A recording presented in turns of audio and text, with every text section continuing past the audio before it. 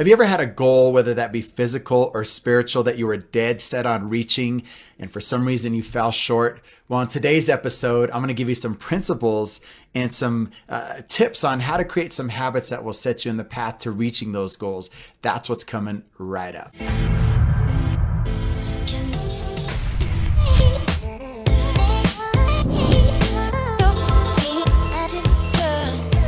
Hey, so welcome back to Faith and Fitness Friday. If you're new with me, I took a little bit of a break, almost about a year off, and now I'm back, and I couldn't help it because I have a passion to help you know God more and to live a healthier life. I get to do that in real life, and I get to do that through this podcast, this video, and so I'm so grateful for you tuning in, and if you like what you see, consider subscribing. Share this with somebody. I'll be grateful for it. Today, I'm going to talk about this idea of reaching some goals by developing habits that support the goals that you want to reach. So one of the reasons why we fail when it comes to getting closer to God, if that's your goal, or living a healthier life, is that we have the desire to do so. We could actually see the end in mind, but we haven't made a concrete, or established, I should say, a concrete habit in our life that will lead us in that direction. Like, you know the end desire, you know the end result, but you lack a habit in your life that will keep you on track in getting there. So I recently read a book titled Atomic Habits by James Clear, and that's really what inspired this kickoff series for me to regenerate these videos and get back on track. And it's me having to understand how I can create new habits and a new rhythm of life in order to sustain what I love to do most and reach some goals, which one of them is to reach out to you. And in the book, James Clear, he has this premise that says small habits over time equal big change in the end. And that's kind of what he's saying throughout the whole book. And one of the things that he says, and I quote here, habits are the compound interest of self-improvement. These small habits, they compound over time. In other words, if I try to get at even 1% better at whatever I'm chasing each day, at the end of the year, that's like 37% better than I was at the beginning of the year. Like, that's huge. And the opposite is true. If I don't do what I chase after, or let's say my goal is to floss my teeth every night and I don't floss my teeth, well, the opposite effect is happening and my teeth are starting to rot, right? And over time. So it's pretty logical that going to the gym one time isn't going to change your body. Even 2 or 3 times isn't going to change your body any more than going to church once isn't going to get you all the knowledge that you ever wanted to learn and understand about God. But it happens over time. It happens as you repeat this over and over and over again. And before you know it, you start to see a muscle show up, or before you know it, you start to comprehend some things about God that you didn't know before, and you draw closer to him and you feel like, hey, I kind of understand where God's coming from on this particular topic, or as he wants me to grow in my life, I kind of get why he wants me to do this. So again, the goal really isn't the problem. I mean, if it's, again, living healthier or getting closer to God, that's not the problem. The problem is putting a system behind it. So you don't have a goal problem, you have a system problem. And another thing that James Clear says, he says, you don't rise to the level of your goals, you fall to the level of your system. So you could have all the goals you want, but if you don't have a system in place that supports the goals, in other words, what are you doing every day? What habits are you forming to achieve the goal that you're trying to accomplish? Then you can have all the goals that you want and you'll never reach. Goals are good for setting a direction, but systems are best for making progress. I love that quote. I love how he says that, goals are good. They set you in a direction, but system, ultimately, your system behind it, systems that you put in place are going to be best for making the progress. So, for example, if we could look to the Bible as some examples, Daniel, if you remember growing up in church, Daniel in the lion's den. Well, Daniel, at one point in his life, gets thrown into this lion's den, to which we believe, according to the Bible, that God closed the mouth of the lions and he was okay and everything worked out. But he had this habit of praying every day, 3 times a day, the Bible says. And so I can't help but believe this regimen that he had, these habits that he formed of praying, kept his faith strong, kept him connected to God.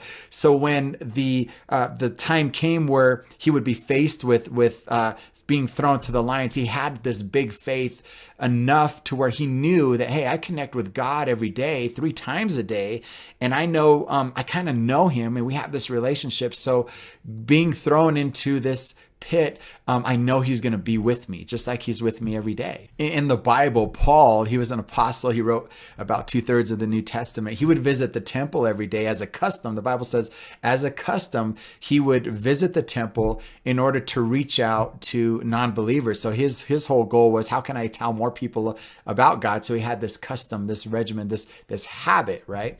Jesus even had a habit. So if you have ever read the Bible in the New Testament, Matthew, Mark, Luke, and John, you're going to find his story written from 4 different perspectives, the same story, with the same outcome.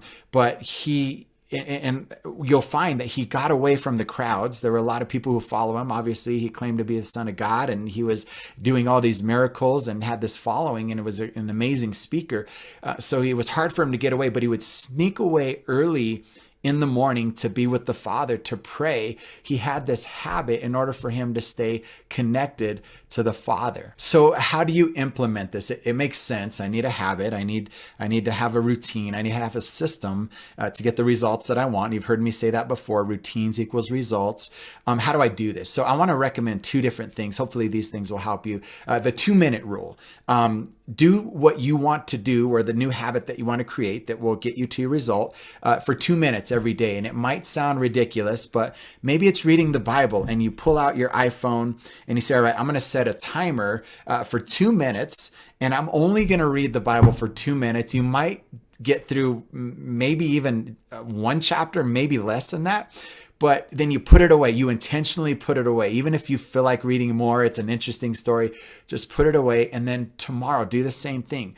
2 minutes, 2 minutes, 2 minutes. Over time, you're showing up, right? And you're becoming the person who is reading the Bible, right? Or maybe it's going to the gym. There was a story that I heard recently where a man lost over 100 pounds. He was severely overweight, and he decided, okay, so I'm going to develop a habit before I even think about the goal. And so the habit was, he went to the gym. He stood at the gym for 5 minutes, and he just did a couple of arm curls and then left. And the people at the front desk were like, what is going on with this guy? He just got here. But what he was establishing was a habit of being someone who went to the gym. Like, he was just establishing the habit of owning that moment, of owning it. And that was his habit, his 2-minute rule. Now, that's one way you can start a habit, is by implementing the 2-minute rule. The other thing you can do is just own the moment. Oftentimes, habits are compound upon other habits. In other words, if you want to become somebody who wakes up early, well, the first moment that you have to own is actually waking up early. So you set your alarm at 4 a.m., 4:30, 5 a.m. And your first thing is, I have to own this moment when that clock goes off, when that alarm goes off. I can't hit snooze, but I have to get up, right? Or maybe you're somebody who the only time you have to work out is when you get home from work. And so you have to own the moment that when I get home, instead of checking my phone, instead of going upstairs, instead of turning on the TV, I'm going to go right to my room, change into my workout clothes, and get to my basement or drive over to the gym or whatever it is. That moment alone, if you own the moment, that will help you, that will send you into the direction of the habits that you're ultimately creating on the backside. I hope this helps you. I want to finally encourage you by asking you to cast votes for yourself. And here's what I mean. So we have 2 practical ways to implement habits: the 2-minute rule and owning a moment that will compound upon other habits that follow after that.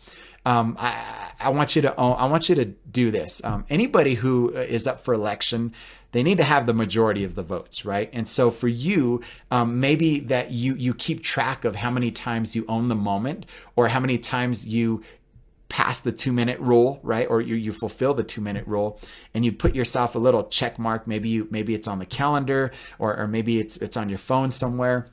And that way, when you do have moments where, or days where you miss, you cast enough, you have a ton of votes casted in the direction of your 2 minutes, and maybe one casted in the direction where I missed the 2 minutes. Well, the majority will win. And so that will encourage you not to give up just because you missed one, but I have the majority of the vote. So I'm still going to get elected. I'm still in this. I'm still on my path to creating a healthy habit, which will in the end help me reach some of the goals that I want to reach. Now, I hope this helps.